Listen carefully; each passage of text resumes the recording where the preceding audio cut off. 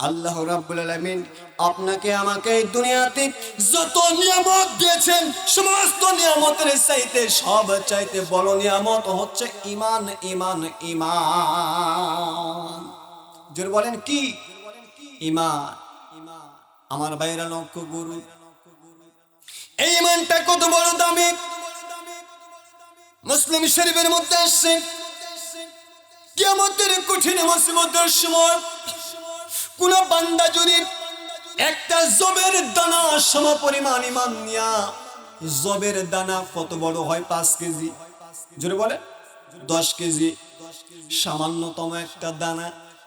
আল্লাহর নবী বলে, কোন বান্দা যদি জবের দানা সম পরিমাণ ঈমান নিয়া কিয়ামতের কঠিন মুসিবতের সময় আল্লাহর সামনে দাঁড়াইতে পারে, আল্লাহ রাব্বুল আলামিন যদিও তার কর্মের কারণে ফায়সালা জাহান্নাম করে দেয়, কোনো না কোনো এক সময় জাহান্নাম থেকে বের করে তাকে জান্নাত দান করে দেবে।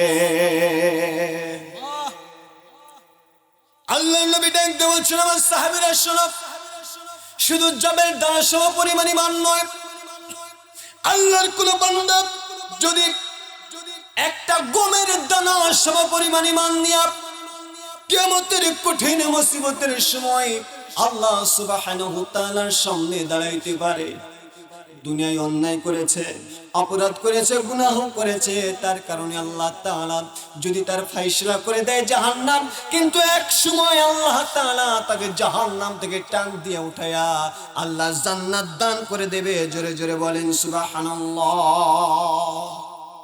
কথা বুঝাতে পেরেছি?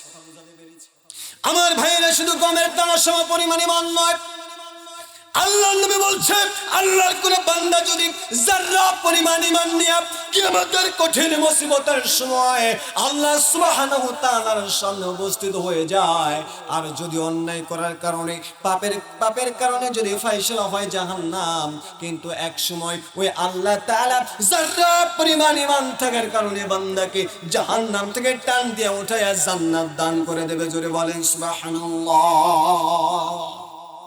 তাহলে ঈমানের দাম আছে না নাই? জোরে বলে, আরো জোরে বলে, ঈমানের দাম আছে না নাই? নাম দিয়ে আল্লাহর জান্নাতে যাওয়া যাবে না, বংশ পরিচয় দিয়ে আল্লাহর জান্নাতে যাওয়া যাবে না, ঈমান থাকা লাগবে। জোরে বলেন ঠিক কি না? ঈমান থাকা লাগবে। আমার ভাইরা, বংশ পরিচয় দিয়ে যদি কেউ জান্নাতে যেত, তাহলে সবচাইতে আগে জান্নাতে যেত বিশ্বনবীর চাচা আবু তালেব। জোরে বলেন ঠিক কি না? বিশ্বনবী রাসূলুল্লাহ সাল্লাল্লাহু আলাইহি ওয়াসাল্লাম যখন বিপদে পড়েছেন, তখনই তার পাশে তিনি দাঁড়িয়েছিলেন। জোরে বলেন ঠিক কি না? কিন্তু জান্নাতে যাবে না, তার কারণ কি? ঈমান নামের সম্পদ তার মধ্যে ছিল। আমার ভাইরা, জাতির পিতা ইব্রাহিম আলাইহিস সালাম, তার বাবা ছিলেন আজর। আল্লাহর কসম করে বলি, তিনি জান্নাতে যাবে না। যাবে না? কেন যাবে না? নবীর বাবা হয়েও জান্নাতে যেতে পারবে না। এই জন্য পারবে না, কারণ ঈমান নামের সম্পদ তার মধ্যে ছিল। নবীর সন্তান নূহ আলাইহিস সালামের সন্তান কেনান জান্নাতে যাবে না কি? জোরে বলেন, যাবে? যাবে না। কেন যাবে না? একটাই কারণ, তার মধ্যে কোন ঈমান ছিল। তাহলে ঈমানের কত দাম! যারা পরিমাণ ঈমান থাকলে আল্লাহ সুবহানাহু ওয়া তাআলা কোন না কোন এক সময় আপনাকে আমাকে জাহান্নাম থেকে টান দিয়ে উঠায়া জান্নাতে প্রবেশ করায় দেবে। জোরে বলেন সুবহানাল্লাহ। তাহলে ঈমানের দাম আছে না নাই? আমার ভাইরা, সেই ঈমান আপনার আমার মধ্যে আছে, কিন্তু আমরা দুর্বল ঈমান নয়, যারা পরিমাণ ঈমান নয়, আমরা মজবুত ঈমান নিয়ে আল্লাহর জান্নাতে যেতে চাই। জোরে বলেন ঠিক কি না? আমার ভাইরা লক্ষ্য করুন, মজবুত ঈমানটা কেমন? মজবুত ঈমানটা কেমন লক্ষ্য করুন। হযরত সুমাইয়া রাদিয়াল্লাহু তাআলা আনহা কালিমা গ্রহণ করলেন, কালিমা পড়লেন, ঈমান আনলেন।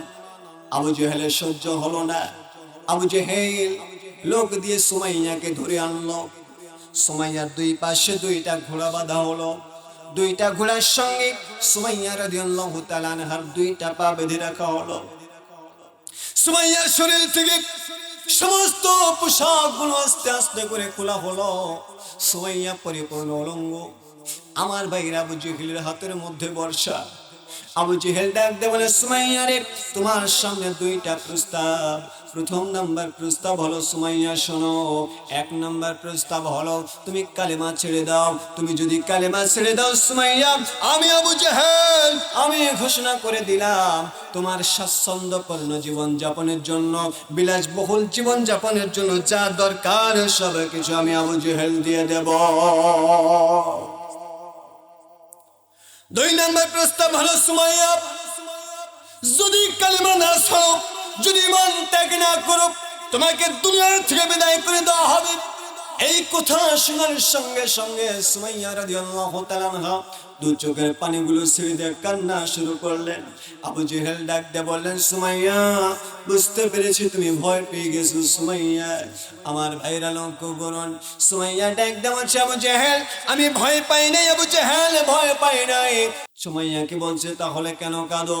সুমাইয়া ডাক দিয়ে বলছে, আবু জেহেল আমি কেন কাঁদি শোনো, আল্লাহ সুবহানাহু ওয়া তাআলা আমাকে শুধুমাত্র একটি জীবন দিয়েছেন, একটি জীবন না দিয়া যদি আমাকে হাজার হাজার জীবন দিতেন আমি হাজার হাজার জীবন দিয়ে দিতাম, কিন্তু ঈমান থেকে বিন্দু মাত্র সরে দাঁড়াতাম না।